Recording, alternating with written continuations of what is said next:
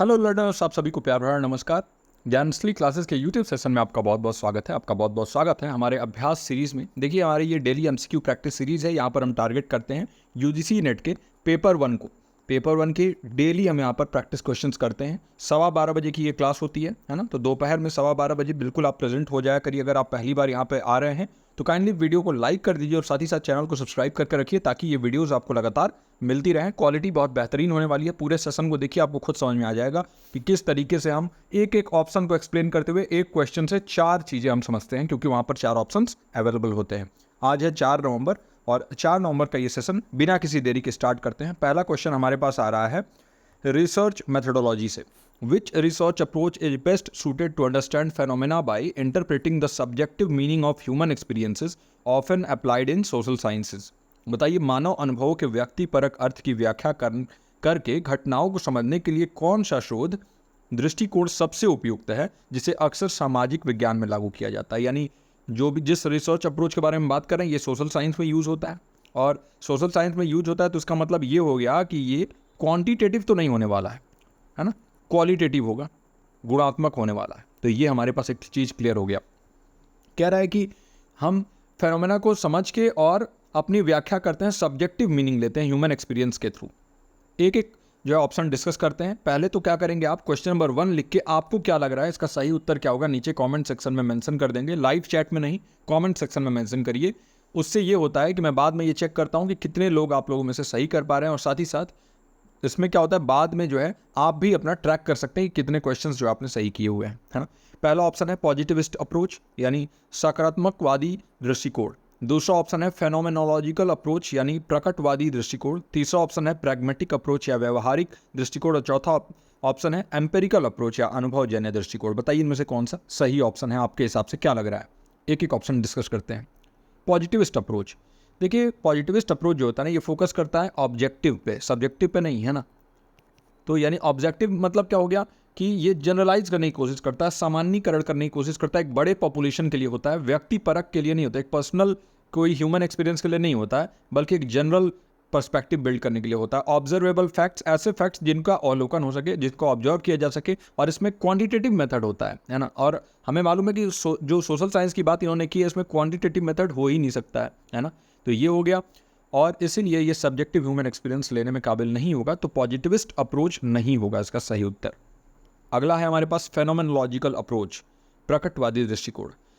Phenomenological approach जो है ना, ये प्राइमरली यूज़ होता है कोई भी चीज़ अगर हम एक्सप्लोर करना चाहते हैं, उसके बारे में हम ढूंढना चाहते हैं, उसके बारे में खोदना चाहते हैं, और फिर अपने हिसाब से उसकी व्याख्या करना चाहते हैं, सब्जेक्टिव मीनिंग देना चाहते हैं किसी भी एक व्यक्तिपरक अनुभव, इंडिविजुअल एक्सपीरियंस को, तो उसके लिए ये यूज़ होता है। और इसलिए हाईली सूटेबल हो जाता है कॉम्प्लेक्स सोशल फेनोमेना को समझने के लिए। यानी एक बहुत ही जटिल अगर कोई सामाजिक संरचना है, तो उसको समझने के लिए, कॉम्प्लेक्स सोशल फेनोमेना को समझने के लिए सबसे बेस्ट हो जाता है फेनोमेनोलॉजिकल अप्रोच। ये अप्रोच जो है ना, ये जोर डालता है कि हम किसी भी घटना को, किसी फेनोमेना को जो है ना, एक पार्टिसिपेंट पर्सपेक्टिव से समझें। यानी कि जो उसमें भाग ले रहे हैं, तो भागीदारी लेने वाले लोगों के नज़रिए से देखें, और इसको अप्लाई किया जाता है साइकोलॉजी और सोशोलॉजी जैसे सब्जेक्ट में, है ना, यानी मनोविज्ञान और सामाजिक विज्ञान जैसे सब्जेक्ट में। तो यही इसका सही उत्तर हो जाएगा इस क्वेश्चन का, प्रकटवादी दृष्टिकोण। अगला ऑप्शन है हमारे पास प्रैग्मेटिक अप्रोच। प्रैग्मेटिक अप्रोच जो है ना, ये प्रैक्टिकल एप्लीकेशन और आउटकम से यहाँ पर ये कंसर्न रहता है, और इसमें हम इन डेप्थ अंडरस्टैंडिंग नहीं लेना चाहते हैं या नहीं देखते हैं सब्जेक्टिव मीनिंग्स का, है ना। एम्पेरिकल अप्रोच यानी अनुभवजन्य दृष्टिकोण, जो तो ये अनुभव आधारित होता है, प्राइमरली जो है ना, ये डेटा ड्रिवन होता है ना, डेटा के ऊपर ये बेस्ड होता है। ऑब्जर्वेशनल होता है, इसका अवलोकन हम कर सकते हैं, और मेजरेबल फेनोमेना को स्टडी करने के लिए, जिस चीज़ को मापा जा सके उसको स्टडी करने के लिए सूटेबल होता है। सब्जेक्टिव एक्सपीरियंस को आप माप नहीं सकते हो, है ना, इसलिए ये भी इसका सही उत्तर नहीं होगा। इसका सही उत्तर हो जाएगा बी ऑप्शन। आई होप कि इसका सही उत्तर आपने नीचे कमेंट सेक्शन में दे दिया हो। अब बढ़ते हैं अपने दूसरे प्रश्न की तरफ। हमारा दूसरा प्रश्न है इंफॉर्मेशन एंड कम्युनिकेशन टेक्नोलॉजी से, आईसीटी का ये प्रश्न। इन blockchain technology which component ensures that all participants have the same transaction record across the network achieving consensus without a central authority. बताइए ब्लॉकचेन प्रौद्योगिकी में कौन सा घटक यह सुनिश्चित करता है कि सभी प्रतिभागियों के पास नेटवर्क में एक ही लेन देन रिकॉर्ड हो, केंद्रीय प्राधिकरण के बिना सर्वसम्मति प्राप्त करना। इंपॉर्टेंट प्रश्न मार्क कर लीजिए। इसी टाइप के क्वेश्चंस अब देखे जा सकते हैं। आने वाले समय में इसी टाइप के क्वेश्चंस पूछे जाएंगे। अब सिंपल क्वेश्चंस वो कीबोर्ड और माउस वाले जो है आप भूल जाइए, वैसे क्वेश्चंस बाय द वे कभी दिख जाते हैं, नहीं तो अब जो है ना वो इन डेप्थ क्वेश्चंस पूछे जाएंगे। आपका जो पूरा कॉग्निटिव स्किल है उसका चेक किया जाएगा।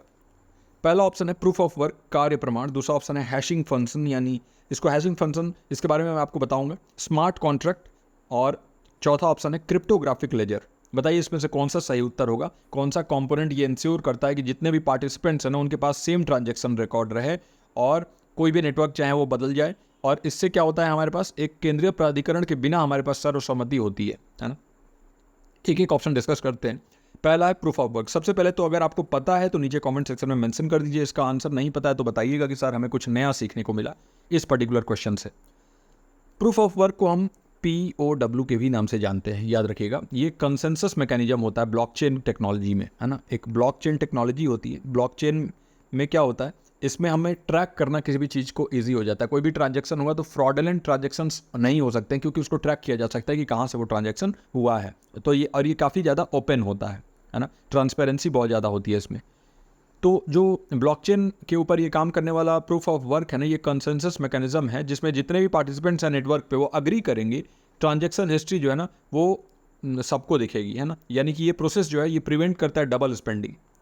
एक बार अगर आपके पास कोई भी टोकन है तो उसको एक ही बार आप खर्च कर पाओगे, ऐसा ना हो कि कोई दोबारा भी उसको खर्च कर रहा है। नेटवर्क जो है सिक्योर कर देता है और कोई भी सेंट्रल अथॉरिटी की ज़रूरत नहीं होती है। और इससे ये हो जाएगा कि आप जैसे बिटकॉइन है, बिटकॉइन को ये भी तो हो सकता है कि आप एक जगह आपने खर्च कर लिया फिर दूसरी जगह भी खर्च कर लिया, क्योंकि कोई सेंट्रल अथॉरिटी है ही नहीं जो उसके ऊपर ध्यान दे। जैसे हमारे यहाँ RBI है इंडिया में, तो रिजर्व बैंक ऑफ इंडिया एक सेंट्रल अथॉरिटी है। ये ध्यान देती है कि भाई पैसा जो है अगर आपके अकाउंट से ट्रांजैक्ट हुआ है तो आपके अकाउंट से कटेगा, सामने वाले के अकाउंट में जो है वो क्रेडिट होगा, आपके यहाँ से डेबिट होगा।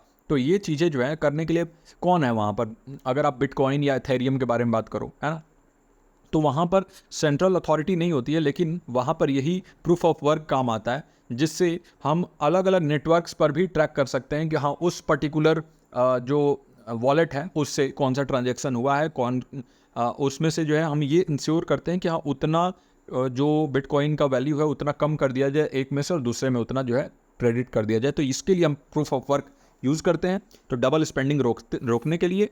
और नेटवर्क जो है ये सिक्योर करता है किसी भी सेंट्रल अथॉरिटी के बिना, तो यही इसका सही उत्तर हो जाएगा। हैशिंग फंक्शन क्या होता है, हैशिंग जो है ना एक यूनिक डिजिटल फिंगरप्रिंट देता है आपके डेटा का, है ना, याद रखिएगा, यूनिक डिजिटल फिंगरप्रिंट। इसका मतलब ये हो गया कि आपका जो डेटा है ना उसको ट्रैक किया जा सकता है, बहुत आसानी से आप भी ट्रैक कर सकते हो कि कहाँ कहाँ वो यूज़ हो रहा है। एक आपको डिजिटल फिंगरप्रिंट दे देगा वो, और उससे आपको ये ट्रैकिंग जो है काफ़ी ईजी हो जाती है। हैशिंग फंक्शन बोलते हैं, ये इसका सही उत्तर नहीं होगा। स्मार्ट कॉन्ट्रैक्ट क्या होता है, ये अलाउ करता है ऑटोमेटेड एग्जीक्यूशन, किस चीज़ का, एग्रीमेंट्स का।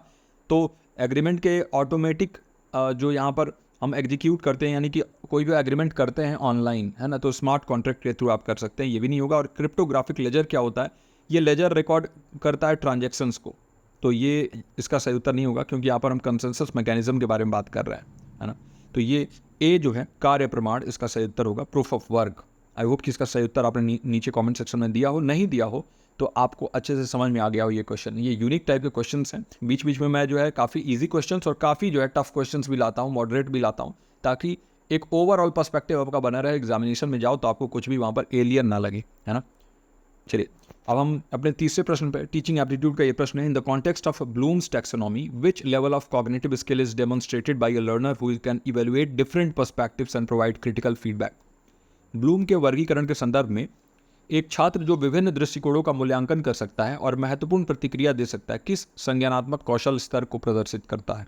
पहला ऑप्शन है आपके पास एप्लीकेशन, दूसरा ऑप्शन है एनालिसिस, तीसरा ऑप्शन है इवैल्यूएशन और चौथा ऑप्शन है सिंथेसिस, यानी अनुप्रयोग, विश्लेषण, मूल्यांकन या संश्लेषण।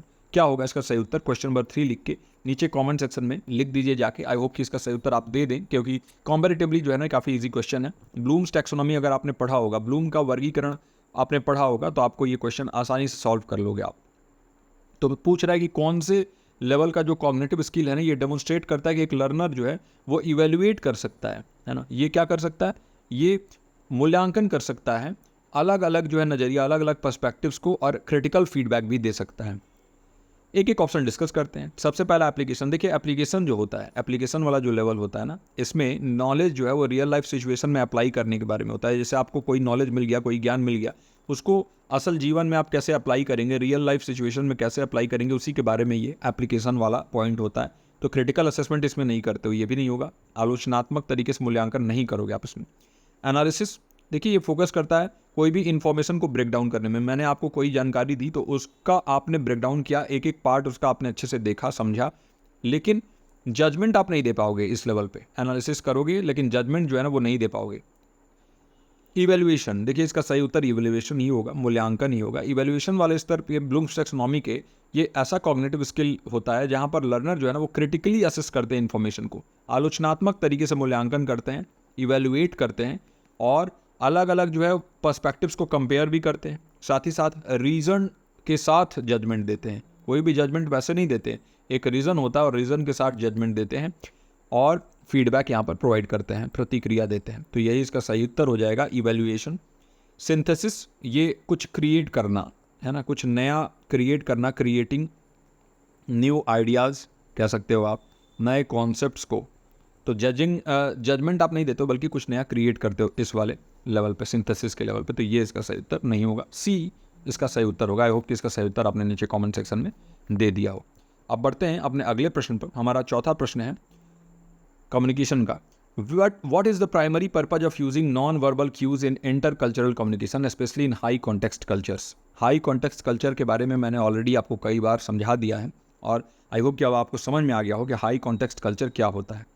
तो अंतर सांस्कृतिक संचार में, विशेषकर उच्च संदर्भ संस्कृतियों में, गैर मौखिक संकेतों का उपयोग करने का प्राथमिक उद्देश्य क्या है? पहला है टू एनहेंस वर्बल क्लैरिटी, यानी मौखिक स्पष्टता बढ़ाने के लिए। दूसरा ऑप्शन है टू स्टैब्लिश सोशल हायरार्की, सामाजिक पदानुक्रम स्थापित करने के लिए। तीसरा ऑप्शन है टू कन्वे इम्प्लिसिट मीनिंग्स, यानी निहित अर्थ व्यक्त करने के लिए। और चौथा ऑप्शन है टू एम्फेसाइज इंडिविजुअलिज्म, यानी व्यक्तिवाद पर बल देने के लिए। बताइए इसका सही उत्तर क्या होगा? What is the primary purpose of using non verbal cues in intercultural communication, especially in high context culture? तो इसके लिए सबसे पहले समझना होगा कि हाई कॉन्टेक्स्ट कल्चर क्या होता है ना। तो सबसे पहले तो यहाँ पर आप जो है क्वेश्चन नंबर 4 लिख के क्या लग रहा है आपको, कौन सा इसका सही उत्तर होगा, नीचे कमेंट सेक्शन में मेंशन कर दीजिए कौन सा ऑप्शन आपको लग रहा है इसका सही उत्तर होगा, है ना। फिर एक एक ऑप्शन हम डिस्कस करते हैं और हाई कॉन्टेक्स्ट कल्चर के बारे में भी समझते हैं कि हाई कॉन्टेक्स्ट कल्चर होता क्या है। तो देखिए आई होप कि आपने इसका सही उत्तर नीचे कमेंट सेक्शन में दे दिया हो, है ना। अब देखिए high context culture, high context culture जो है ना वो रिलाई करता है हैविली इम्प्लिसिट कम्युनिकेशन पे, जहाँ पर मैसेज जो होता है ना उसको नॉन वर्बल क्यूज़ के साथ समझा जाए, सोशल कॉन्टेक्स्ट के साथ समझा जाए, शेयर्ड एक्सपीरियंसेस के साथ समझा जाए। तो यहाँ पर नॉन वर्बल क्यूज़ का बहुत ज़्यादा बोलबाला होता है, यानी कि आप जो है ना सामाजिक संदर्भ के माध्यम से, इसके साथ साथ शेयर्ड एक्सपीरियंसेस, ऐसे एक्सपीरियंसेस, ऐसे अनुभव जो आप शेयर करेंगे, इसके माध्यम से अगर आप देते हैं तो इसको हम कहते हैं क्या, हाई कॉन्टेक्स्ट कल्चर। मतलब यहाँ कॉन्टेक्स्ट की बहुत आवश्यकता होती है। जैसे इंडिया हो गया, चाइना हो गया, तो यहाँ पर बहुत लोग इशारों से बात करते हैं, सिर हिला के बात करना, इशारों में बात करना, ये क्या है, हाई कॉन्टेक्स्ट कल्चर। और जैसे यूरोप में आप चले जाओगे, वहाँ ज़्यादा इशारों से बात नहीं होता है, एकदम स्ट्रेट फॉरवर्ड बातें होती हैं, तो वो जो है लो कॉन्टेक्स्ट कल्चर हो जाता है। तो कह रहा है कि बताइए नॉन वर्बल क्यूज़ का जो है ना इंटरकल्चरल कम्युनिकेशन में प्राइमरी पर्पज क्या हो जाता है, अगर हम स्पेशली हाई कॉन्टेक्स्ट कल्चर के बारे में बात करें। तो पहला है वर्बल क्लैरिटी को इन्हेंस करना, है ना। तो देखिए अगर हम वर्बल क्लैरिटी के बारे में बात करें तो वर्बल क्लैरिटी जो है ना उसको एनहेंस, मौखिक स्पष्टता बढ़ाने के लिए क्या हम इसको करते हैं, तो इसका जो सही उत्तर होगा वो ये नहीं होगा, क्योंकि नॉन वर्बल क्यूज़ जो है ना ये इम्प्लिसिट अंडरस्टैंडिंग को जो है ऐड करते हैं, लेकिन ज़रूरी नहीं है कि ये स्पोकन वर्ड्स को क्लियर करें, है ना। यानी कि आप जो कुछ कह रहे हो, मौखिक रूप से कुछ बोल रहे हो, तो उसको ये क्लियर करें, ये ज़रूरी नहीं है ना। तो ये सही नहीं है, उसको हेल्प ज़रूर करते हैं। सोशल हायरार्की इस्टेब्लिश करने के लिए देखिए नॉन वर्बल क्यूज जो है ना वो सोशल हायरार्की को रिफ्लेक्ट कर सकते हैं, लेकिन प्राइमरली जो है ये सोशल हायरार्की को इस्टेब्लिश करना, यानी सामाजिक पदानुक्रम को स्थापित करना जो है इनका काम नहीं होता, तो ये भी नहीं होगा। इम्प्लिसिट मीनिंग्स को कन्वे करना, निहित अर्थ व्यक्त करने के लिए, यही इसका सही उत्तर हो जाएगा। देखिए हाई कॉन्टेक्स्ट कल्चर जो होते हैं ना, जहाँ पर उच्च संदर्भ संस्कृतियाँ हैं, भारत और चाइना, जापान जैसे जो संस्कृतियाँ हैं, यहाँ पर अनस्पोकन कम्युनिकेशन का बहुत बड़ा रोल होता है, क्योंकि जो भीतर छुपे अर्थ हैं, मीनिंग्स हैं, उसको आप समझोगे अगर आप समझते हो वहाँ के इशारों को, वहाँ का हाव भाव को। तो डायरेक्ट वर्बल कम्युनिकेशन जो है वहाँ पर मिनिमल होता है। हो सकता है ज़्यादा लोग बोल के नहीं, लेकिन इशारों में ज़्यादा बात करते हो, तो ये इसका सही उत्तर हो जाएगा। इंडिविजुअलिज्म को एम्फेसाइज करने के लिए हाई कॉन्टेक्स्ट कल्चर जो है ना ये टिपिकली जो है कम्युनिटी को एम्फेसाइज करता है, यानी कि आप देखेंगे कि भारत और चाइना जैसे कंट्रीज में संस्कृति बहुत बड़ा रोल प्ले करता है। जो एक व्यक्ति है इसके ऊपर फोकस ना हो के ओवरऑल एक संस्कृति, एक कल्चर, एक सामाजिक संदर्भ के दृष्टिकोण से देखा जाता है चीज़ों को, तो ये इसका सही उत्तर नहीं होगा। इसका सही उत्तर हो जाएगा सी ऑप्शन। आई होप कि इसका सही उत्तर नीचे कमेंट सेक्शन में आपने दे दिया हो। अब बढ़ते हैं हम अपने पांचवें प्रश्न की तरफ। हायर एजुकेशन सिस्टम का ये प्रश्न है, अंडर द राष्ट्रीय Uchchatar Shiksha Abhiyan RUSA what is the primary goal for funding higher education institutions in India. Rashtriya Uchchatar Shiksha अभियान के तहत भारत में उच्च शिक्षा संस्थानों को वित्तीय सहायता प्रदान करने का प्राथमिक उद्देश्य क्या है ना। बहुत ही इंपॉर्टेंट प्रश्न है। पहला ऑप्शन आपके पास increasing enrolment in private institutions यानी निजी संस्थानों में नामांकन बढ़ाना। दूसरा ऑप्शन है स्ट्रेंथनिंग इंफ्रास्ट्रक्चर फॉर रिसर्च यानी शोध के लिए बुनियादी ढांचा मजबूत करना। तीसरा ऑप्शन है एनहांसिंग इंटरनेशनल कोलैबोरेशन यानी अंतर्राष्ट्रीय सहयोग को बढ़ावा देना। और चौथा ऑप्शन है reducing the cost of education यानी शिक्षा की लागत को कम करना। तो बताइए, राष्ट्रीय उच्चतर शिक्षा अभियान के तहत प्राइमरी गोल क्या है हायर एजुकेशन इंस्टीट्यूशन को फंड करने का। एक एक ऑप्शन डिस्कस करेंगे। पहले तो आप क्वेश्चन नंबर 5 लिख के आपको क्या लग रहा है नीचे कमेंट सेक्शन में मेंशन कर दीजिए कि क्या है प्राइमरी गोल फंडिंग करने का। अगर हम उच्च शिक्षा संस्थानों को फंडिंग कर रहे हैं तो उनको जो है फाइनेंशियली हेल्प कर रहे हैं। तो पहला है increasing enrolment in private institutions. देखिए, प्राइवेट इंस्टीट्यूशन में एनरोलमेंट बढ़ाने के से कोई मतलब नहीं है रूसा का, है ना। राष्ट्रीय उच्चतर शिक्षा अभियान में प्राइवेट वाले तो बहुत पैसा लेते हैं, अगर उनमें एनरोलमेंट हम बढ़ाने लगे तो क्या उससे सपोर्ट मिलेगा। पब्लिक इंस्टीट्यूशन में एनरोलमेंट बढ़ाने के बारे में जरूर ये फोकस करता है, तो ये इसका सही उत्तर नहीं होगा। पब्लिक इंस्टीट्यूशन के बारे में बात करता है, ये प्राइवेट के बारे में बात कर रहा है।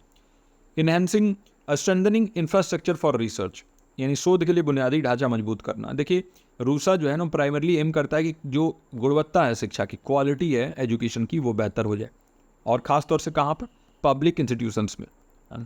तो पब्लिक इंस्टीट्यूशंस की जो क्वालिटी है यानी कि जो गवर्नमेंट कॉलेजेज हैं, यूनिवर्सिटीज़ हैं, उनमें जो गुणवत्ता है वो बेहतर हो, इसी पे इसका फोकस होता है। और मेन फोकस क्या होता है कि जो अनुसंधान है, रिसर्च है, इसके ऊपर फोकस हो, इंफ्रास्ट्रक्चर बेहतर किया जाए रिसर्च के लिए, और इंडियन इंस्टीट्यूशंस को ग्लोबली कॉम्पिटिटिव बनाया जाए कि विश्व स्तर पर हमारे जो कॉलेजेज या यूनिवर्सिटीज़ हैं वो कम्पीट कर सकें। तो यही इसका सही उत्तर हो जाएगा, स्ट्रेंथनिंग इंफ्रास्ट्रक्चर फॉर रिसर्च, है ना, शोध के लिए बुनियादी ढांचा मजबूत करना। C option enhancing international collaboration. देखिए, ये बहुत बेनिफिशियल है और ये जो है एक वन ऑफ द इम्पॉर्टेंट गोल है, लेकिन प्राइमरी गोल ये नहीं है। और इंटरनेशनल कोलैबोरेशन अपने आप एनहांस होने लगेगा अगर आप इंफ्रास्ट्रक्चर रिसर्च के लिए बेहतर करोगे तो। और कॉस्ट ऑफ एजुकेशन को रिड्यूस करना जो है ना, रूसा का मेन फोकस नहीं है, ये क्वालिटी को बेहतर करना है, तो ये भी नहीं होगा। इसका सही उत्तर हो जाएगा बी ऑप्शन। आई होप कि इसका सही उत्तर आपने नीचे कॉमेंट सेक्शन में दे दिया हो। अब अगले प्रश्न पर बढ़ने से पहले, अगर आप इंटरेस्टेड हैं हमारे बैचेज में एडमिशन लेने के लिए, तो मोस्ट प्रोबेबली आज जो है आखिरी दिन है। इस बैच में एडमिशन लेना चाहते हैं तो 1999 इज़ द प्राइस। आप जो है इस नंबर पे कॉल या मैसेज करके और एडमिशन ले सकते हैं 9015958713। पेपर 2 के साथ पेपर 1 आपको बिल्कुल फ्री ऑफ कॉस्ट मिल रहा है, यानी 2000 रुपये में आपको पेपर 1 और पेपर 2 एजुकेशन दोनों ही आपको मिलेगा। और आपके जब तक एग्जामिनेशन ना हो जाए तब तक ये वैलिड रहेगा, यहाँ तक कि रिजल्ट आने तक ये बैचेज जो है वैलिड होते हैं। और बिल्कुल 1-to-1 गाइडेंस और बेहतरीन नोट्स के साथ आपको पढ़ाया जाएगा। और इसके साथ साथ आपको मॉक टेस्ट के लिए भी अलग से पे करने की जरूरत नहीं है, जो कि काफ़ी इंस्टीट्यूशंस अलग से आपको 2-2 हज़ार रुपये तो मॉक टेस्ट के लिए ले रहे हैं। अब बढ़ते हैं अपने अगले प्रश्न पे। पीपल डेवलपमेंट एंड एनवायरनमेंट का ये प्रश्न है, छठा प्रश्न। According to the concept of carrying capacity what occurs when a population exceeds the capacity of its environment. Important प्रश्न है, पहले भी हम एक बार इसको सॉल्व कर चुके हैं, कैरिंग कैपेसिटी के बारे में बात कर चुके हैं, और बीच बीच में रिवीजन जरूरी है ताकि आपको याद रहे ये कॉन्सेप्ट्स। तो धारण क्षमता की अवधारणा के अनुसार जब एक जनसंख्या अपनी पर्यावरणीय क्षमता को पार कर जाती है तो क्या होता है। पहला है ओवर पॉपुलेशन स्टेबलाइजेज यानी जनसंख्या स्थिर हो जाती है। दूसरा है रिसोर्स डिप्लीशन एक्सेलरेट्स यानी संसाधनों का क्षय तेजी से होता है। तीसरा ऑप्शन है इकोसिस्टम सर्विस इंप्रूव यानी पारिस्थितिकी तंत्र सेवाओं में सुधार होता है। और चौथा ऑप्शन है बायोडाइवर्सिटी इंक्रीजेज यानी जैव विविधता में वृद्धि होता है। क्या होता है इसके परिणाम स्वरूप, रिजल्टेंट क्या आता है अगर हम जो है देखते हैं कैरिंग कैपेसिटी से आगे बढ़ जाते हैं, कोई पॉपुलेशन अगर आगे बढ़ जाती है तो सबसे पहले तो कैरिंग कैपेसिटी होता क्या है ये समझना पड़ेगा। मैंने आपको पहले बताया हुआ है, क्वेश्चन नंबर 6 लिख के नीचे कमेंट सेक्शन में मेंशन कर दीजिए। मैं होप कर रहा हूँ कि जिन्होंने भी ये क्लासेस डेली अटेंड की हो वो कम से कम इसका सही उत्तर नीचे कमेंट सेक्शन में दे देंगे। अब हमारे पास जो ऑप्शन आ रहा है ओवर पॉपुलेशन स्टेबलाइजर्स। देखिए, ओवर पॉपुलेशन जो है ना वो बिना किसी इंटरवेंशन के ओवर पॉपुलेशन स्टेबलाइज हो ही नहीं सकती है नेचुरली। आपको कहीं ना कहीं से पॉपुलेशन को कंट्रोल करने के लिए जागरूकता अभियान चलाना ही पड़ेगा, कुछ ना कुछ जो है लोगों को जागरूक करना पड़ेगा टू यूज़ कॉन्ट्रासेप्टिव्स और सेफ्टी, और इसी से जो है जनसंख्या कहीं ना कहीं से कंट्रोल होगी। तो ओवर पॉपुलेशन स्टेबलाइज करना, कैरिंग कैपेसिटी को एक्सीड करने से जो है ना, ये इसका रिजल्टेंट नहीं होगा, स्टेबलाइज नहीं होगा, तो ये नहीं होगा। रिसोर्स डेप्लीशन एक्सेलरेट्स, देखिए अगर कैरिंग कैपेसिटी बढ़ जाती है इन्वायरमेंट की, कैरिंग कैपेसिटी होती क्या है, यानी कि एक इन्वायरमेंट जो है, एक पर्यावरण है, उसकी क्षमता होती है कि हाँ इतने लोगों को ये झेल सकता है। ये समझ लीजिए जैसे आपके देश में क्षमता है कि 50 करोड़ लोगों को जो है ना, ये पालन पोषण, भरण पोषण, उनकी जो ज़रूरतें हैं, उनको जो रिसोर्सेज चाहिए है ना, उनकी जो अनुसंधान है, संसाधन है सॉरी, उनको जो है वो परिपूर्ण कर पाए। लेकिन आपने 50 करोड़ की जगह पे यहाँ पर हमारी जनसंख्या जो है लगभग 140-45 करोड़ हो चुकी है। अब हम ओवर पॉपुलेटेड हो चुके हैं। अब हमारे इन्वायरमेंट पे इसका जो है बहुत बड़ा इफेक्ट आ रहा है और हमारी जो पर्यावरण है ये इसको सह नहीं पा रहा है। ये ओवर बर्डन हो रहा है हमारे इन्वायरमेंट पे, और ओवर बर्डन होने की वजह से ये कैरिंग कैपेसिटी एक्सीड हो रही है और रिसोर्स जो है, जो हमारे पास संसाधन है, उनका क्षय बहुत ही तेज़ी से हो रहा है, बहुत जल्दी वो डिप्लीट हो रहे हैं, क्योंकि रिसोर्सेज तो लिमिटेड ही हैं। तो इसीलिए यही इसका सही उत्तर हो जाएगा कि अगर कैरिंग कैपेसिटी से ओवर हो जाता है पॉपुलेशन, तो रिसोर्सेज बहुत ज़्यादा यूज़ होने लगते हैं और इससे इन्वायरमेंट का खतरा बढ़ जाता है, इन्वायरमेंट के ऊपर बहुत ज़्यादा खतरा मंडराने लगता है। इकोसिस्टम का सर्विस इंप्रूव नहीं होता है, बल्कि और डिग्रेड हो जाता है ओवर यूज की वजह से। तो ये नहीं होगा। और बायोडाइवर्सिटी घट जाती है, क्योंकि बायोडाइवर्सिटी होता क्या है, जैव विविधता, अलग अलग जीव जो हैं एक एरिया में रहते हैं, और अगर पॉपुलेशन बढ़ेगी तो आप उनकी जगह को काटोगे, जंगलों को काटोगे, जंगल काट के खुद ही रहने लगोगे, तो उससे क्या होता है कि रिसोर्स के ऊपर स्ट्रेन बढ़ेगा, इन्वायरमेंटल डिग्रेडेशन होने लगेगा, बायोडाइवर्सिटी जनरली डिक्लाइन करने लगेगी। तो ये भी इसका सही उत्तर नहीं होगा। इसका सही उत्तर होगा बी ऑप्शन। आई होप कि इसका सही उत्तर आपने नीचे कॉमेंट सेक्शन में दे दिया हो। अब बढ़ते हैं अपने 7वें प्रश्न की तरफ। लॉजिकल रीजनिंग का ये प्रश्न है, in deductive reasoning which type of argument ensures that if the premises are true the conclusion must also be true with no exception। बताइए निगमनात्मक तर्क में किस प्रकार का तर्क यह सुनिश्चित करता है कि यदि प्रस्ताव सत्य है तो निष्कर्ष भी सत्य होना चाहिए, बिना किसी अपवाद के, बिना किसी एक्सेप्शन के।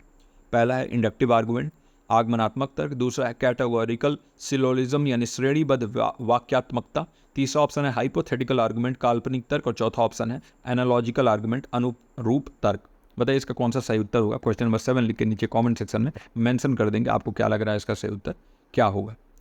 एक एक ऑप्शन हम डिस्कस करने वाले हैं। पहला है इंडक्टिव आर्गुमेंट। देखिए इंडक्टिव आर्गुमेंट जो है ना, ये प्रोबेबल कंक्लूजन देता है, गारंटी नहीं होता है कि वो सही हो ही जाएगा। और ये पहले ही कह दिया डिडक्टिव रीजनिंग, तो डिडक्टिव रीजनिंग का इंडक्टिव आर्गुमेंट कैसे आ सकता है, इसलिए आगमनात्मक तर्क बिल्कुल गलत हो जाएगा। कैटेगोरिकल सिलोजिज्म क्या होता है, कैटेगोरिकल सिलोजिज्म जो है ना, ये डिडक्टिव रीजनिंग में होता है। कैटेगोरिकल सिलोजिज्म ये स्ट्रक्चर्ड होता है और जितने भी प्रीमाइसेस हैं वो सत्य होते हैं, है ना। तो यानी कि एक चीज़ इसके बारे में ये है कि ये बहुत ही संरचित होता है, स्ट्रक्चर्ड होता है। और इसमें एक चीज़ और है कि all premises are true. Conclusion जो है वो बिल्कुल फॉलो करता है प्रीमाइस को। अगर प्रीमाइस सही है तो कंक्लूजन भी सही होना ही चाहिए, और इसमें कोई भी एक्सेप्शन नहीं होता है। तो कैटेगोरिकल सिलोजिज्म इसका सही उत्तर होगा, श्रेणीबद्ध वाक्यात्मकता। और हाइपोथेटिकल आर्गुमेंट अगर बात करें तो इसमें इफ़ देन वाली रीजनिंग होती है कि इफ़ दिस देन दिस। हाँ, इफ़ और देन वाला जो होता है ना, कि अगर ये होगा तो ये होगा, तो इफ़ देन रीजनिंग इसको हम कहते हैं। और ये गारंटी नहीं करता है कंक्लूजन को एब्सोल्युटली, और ये इसका सही उत्तर नहीं होगा। एनालॉजिकल आर्गुमेंट क्या होता है, ये सिमिलैरिटी, दो केसेस के बीच में अगर सिमिलैरिटी है तो एनालॉजी क्या होती है, कंपैरिजन करोगे आप, है ना, कि आप कंपैरिजन करोगे तो ये सर्टेनिटी हो, ये गारंटी नहीं है। बिल्कुल एक्सेप्शन हम नहीं कह सकते हैं कि एक्सेप्शन हो ही ना, तो इसलिए ये भी इसका सही उत्तर नहीं होगा। इसका सही उत्तर हो जाएगा B categorical syllogism. I hope कि इसका सही उत्तर आपने नीचे कमेंट सेक्शन में दे दिया हो। अब बढ़ते हैं हम अपने 8वें प्रश्न की तरफ। हमारा 8वां प्रश्न रिसर्च एप्टीट्यूड से है। इन sampling which method divides the population into distinct subgroups and then randomly samples within each subgroup to ensure representation। बताइए नमूनाकरण में कौन सी विधि जनसंख्या को विशिष्ट उपसमूहों में विभाजित करती है और फिर प्रतिनिधित्व सुनिश्चित करने के लिए प्रत्येक उपसमूह के भीतर यादृच्छिक रूप से नमूना लेती है। पहला ऑप्शन है आपके पास सिंपल रैंडम सैम्पलिंग, सरल यादृच्छिक नमूनाकरण। दूसरा ऑप्शन है सिस्टमैटिक सैम्पलिंग, व्यवस्थित नमूनाकरण। तीसरा ऑप्शन है स्ट्रेटिफाइड सैम्पलिंग, स्तरीकृत नमूनाकरण। और चौथा ऑप्शन है कोटा सैम्पलिंग, कोटा नमूनीकरण। बताइए इसका कौन सा सही उत्तर होगा। क्वेश्चन नंबर 8 लिख के नीचे कमेंट सेक्शन में जाएंगे और इसका सही उत्तर लिख देंगे। इसके साथ साथ अभी तक वीडियो को लाइक नहीं किया तो काइंडली वीडियो को लाइक कर दीजिए। देखिए हम बिना किसी गैप के ये वीडियोज़ आपके लिए प्रोवाइड करते हैं और आपसे यही रिक्वेस्ट करते हैं कि आप जो है वीडियोज़ को लाइक किया करिए और पूरे वीडियो को अच्छे से देखा करिए, समझा करिए। आपको हेल्प होता है तो इससे मुझे जो है मोटिवेशन मिलता है। मुझे लगता है कि हाँ मेरा कुछ इतना मेहनत किया हुआ किसी के लाइफ में कुछ पॉजिटिव ऐड कर रहा है ना। अब एक एक ऑप्शन हम डिस्कस करते हैं। तो पहला ऑप्शन है यहाँ पर हमारे पास सिंपल रैंडम सैम्पलिंग। देखिए सिंपल रैंडम सैम्पलिंग क्या होता है, ये पार्टिसिपेंट्स को सेलेक्ट करता है प्योरली रैंडम बेसिस पे, है ना। यानी कि आप उठे, आपके सामने आपका पॉपुलेशन है, मान लीजिए कि यहाँ पर 1000 लोग हैं। अब 1000 लोगों में से किन्हीं 10 लोगों को आपको चुनना है, आपने इधर उधर करके 10 लोगों को चुन लिया। ये सिंपल रैंडम सैम्पलिंग है। इसमें किसी भी तरीके के सब ग्रुप को आप जो है कंसिडर नहीं करते हैं, और ये कह रहा है सब ग्रुप के बारे में, है ना। यानी कि यहाँ पर उप समूह जो है आप नहीं देखते हैं सिंपल रैंडम सैम्पलिंग में। यहाँ पर बात हो रहा है क्वेश्चन में सब ग्रुप के बारे में, तो ये नहीं होगा। सिस्टमेटिक सैम्पलिंग क्या होता है, एक फिक्स्ड इंटरवल के बाद, जैसे अगर आप चुनाव कर रहे हैं, मान लीजिए इन्हीं 1000 लोगों में से हमने ले लिया और हमने कहा कि भाई आप लोग जो है 100 लोगों की लाइन में खड़े हो जाइए, एक लाइन में 100 लोग, तो ऐसे 10 लाइन बनेंगी। अब आपने बोला कि इन 100 मतलब जितने भी लाइन हैं इनमें से हम हर 10वें पर्सन को चुनेंगे। तो यहाँ पर पहला, फिर 10वां, फिर 20वां, 30वां, ऐसे कर करके आपने हर एवरी 10th या 28th या 11th ऐसे आप कर सकते हैं, यानी nth किन्हीं nth पर्सन को आप चुन रहे हैं। इसका मतलब ये हो गया कि आपने जो है बिल्कुल सिस्टमेटिक तरीके से वो चुनाव किया। तो ये डिस्टिंक्ट सब ग्रुप्स यहाँ पर आपने डिवाइड नहीं किया, तो ये भी नहीं होगा। किसी भी प्रकार का उप समूह यहाँ पर आपने नहीं किया, व्यवस्थित तरीके से जरूर किया, तो ये नहीं होगा इसका सही उत्तर। अगला हम ऑप्शन देखते हैं स्ट्रेटिफाइड सैम्पलिंग। नाम से ही समझ में आता है स्तरीकृत नमूनाकरण। यहाँ पर हमने स्ट्रेटा में डिवाइड किया। स्ट्रेटा क्या वाला, अलग अलग ग्रुप्स, सब ग्रुप्स हमने बनाए और पॉपुलेशन को जो है ना वो एक्सक्लूसिव सब ग्रुप या स्ट्रेटा में हमने डिवाइड कर दिया। तो मान लीजिए 1000 लोग हैं, तो इनमें से हमने क्या किया कि चलिए 10 साल, 0 से 10 साल के जो लोग हैं वो आ जाएं एक लाइन में, 10 से 20 साल के लोग हैं वो आ जाएं दूसरे लाइन में, है ना। 20 से 30 साल के लोग आ जाएं तीसरे लाइन में, 30 से 40 जो है चौथे लाइन में। ऐसे करके हमने अलग अलग सब ग्रुप्स डिवाइड कर दिए। अब एज के बेसिस पे हो सकता है हमें जो है कुछ चीज़ें, कुछ सवाल पूछने हो तो हम पूछ सकते हैं, या फिर एज वाइज जो है हम सेलेक्ट कर सकते हैं। तो ऐसे हमारे पास जो है ना वो पूरे पॉपुलेशन को दर्शाने वाला एक बेहतर सैम्पल हमारे पास उपलब्ध होगा। तो कुछ इंपॉर्टेंट कैरेक्टरिस्टिक के बेसिस पे, कुछ इंपॉर्टेंट जो है विशेषताओं के बेसिस पे हम ये सब ग्रुप्स डिवाइड कर सकते हैं, जैसे एज, जैसे जेंडर, जैसे कम्युनिटी, है ना, ये इसके आधार पर। और इससे क्या होता है, उसके बाद हम रैंडम सैंपल कर सकते हैं हर ग्रुप में से। तो इससे हर स्ट्रेटा जो है ना वो रिप्रेजेंट हो जाएगा, यानी जितने भी ग्रुप्स बने हुए हैं उनका रिप्रेजेंटेशन आपके सैंपल में दिखेगा और वो ज़्यादा बेहतर सैंपल माना जाएगा। तो ये इंश्योर करता है कि जितने भी ग्रुप्स हैं वो रिप्रेजेंट किए जाएं प्रोपोर्शनली, यानी सबको बराबर मौका मिले। ऐसा ना हो कि आपने सिंपल रैंडम सैम्पलिंग किया और 10 लोगों में से 10 लोग जो है वो 60 साल के ऊपर ही सेलेक्ट हो गए, ये भी तो हो सकता है। तो ये स्ट्रेटिफाइड सैम्पलिंग इसका सही उत्तर होगा, जिसमें आप हर सब ग्रुप के रिप्रेजेंटेशन को इंश्योर करते हैं, और स्तरीकृत नमूनाकरण ही इसका सही उत्तर हो जाएगा। कोटा सैम्पलिंग में आप जो है ना स्ट्रेटिफाइड की तरह ही होता है, लेकिन ये रैंडम नहीं होता है, नॉन रैंडम होता है। यानी कि आप रैंडमली तरीके से नहीं चुनते हो, आप ग्रुप में डिवाइड कर देते हो और फिर जो है आप जो है कन्वीनियंस के हिसाब से, आपको जैसी ज़रूरत लगा, आप सामने कोई खड़ा है एक नंबर पे, आपने उसको ही सिलेक्ट कर लिया। तो आप जो है रैंडम सेलेक्ट नहीं करते हो, तो इसलिए ये इसका सही उत्तर नहीं होगा। तो सी ऑप्शन इसका सही उत्तर हो जाएगा। आई होप कि आपने नीचे कमेंट सेक्शन में इसका सही उत्तर मेंशन कर दिया हो। अब बढ़ते हैं हम अपने 9वें प्रश्न की तरफ। हमारा 9वां प्रश्न आ रहा है ICT से, इंफॉर्मेशन एंड कम्युनिकेशन टेक्नोलॉजी से। इंपॉर्टेंट क्वेश्चन है, मार्क कर लीजिएगा। In the context of cloud computing, which type of service allows users to access software applications hosted on a provider's infrastructure without managing hardware or software?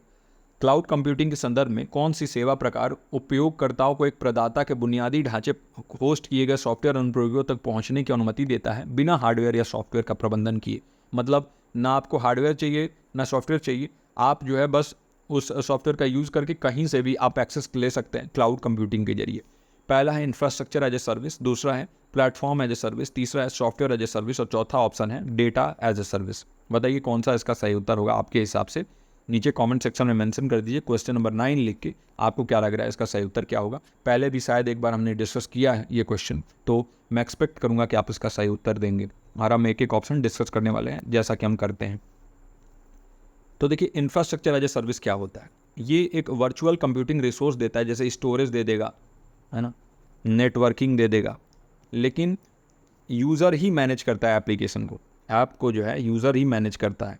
तो infrastructure तो आपको दे देगा, एक ढांचा दे देगा आपको, लेकिन रेडी आपको अपना ऐप करना पड़ेगा, आपको ही मैनेज करना पड़ेगा। तो ये नहीं होगा, क्योंकि इसमें कह रहा है विदाउट मैनेजिंग हार्डवेयर और सॉफ्टवेयर, तो ये नहीं होगा। प्लेटफॉर्म एज ए सर्विस क्या होता है, देखिए ये हार्डवेयर और सॉफ्टवेयर टूल्स तो दे देता है प्रोवाइडर के इंफ्रास्ट्रक्चर के ऊपर, लेकिन यूज़र ही मैनेज करता है एप्लीकेशन को जो खुद वो बनाता है। तो प्लेटफॉर्म आपको पूरा प्रोवाइड कर देगा जिसमें हार्डवेयर सॉफ्टवेयर भी उसका ही होगा, इंफ्रास्ट्रक्चर प्रोवाइड कर देगा, लेकिन फिर भी मैनेजमेंट इसमें यूज़र का ही होता है। और यहाँ पर कह रहा है विदाउट मैनेजिंग, तो ये भी नहीं होगा।